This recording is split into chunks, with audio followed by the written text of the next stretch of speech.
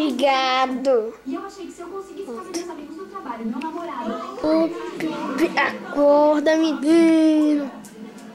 Oh, E se eu nego, conseguisse fazer as nego. pessoas mais importantes da minha vida passarem um tempo juntas... Foda, fez que você me deu uma foto. Menino, vem pra cá. Sonho muito bonito e... Que foi, neném, que foi? realidade é outra. Eu comecei a minha birra, gente. E só soltei um pum. Ô, neném. Eita, que fofo. Obrigada. Eu achei fofo que fez Ô, mesmo tendo te enganar. ô, Nico, Nico. Nico. Mas sabia que vocês têm várias coisas em comum? É tipo o quê? Bom, é fácil de enganar vocês. Vocês não têm a menor ideia de quando são enganados. E precisam melhor. Yes, bebê. Uhum. É melhor você passar protetor, sabia? Eu quero que seu rosto continue perfeito.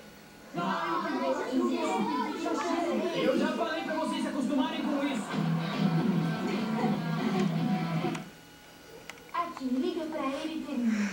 Tem certeza? Tenho, eu já me cansei dele. Tá.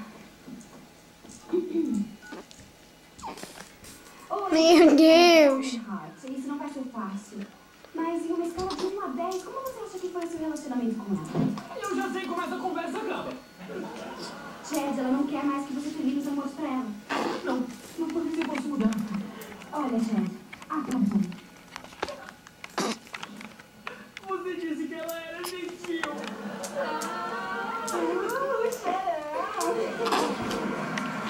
Ai, meu Deus. Que foi, bebê? Menino.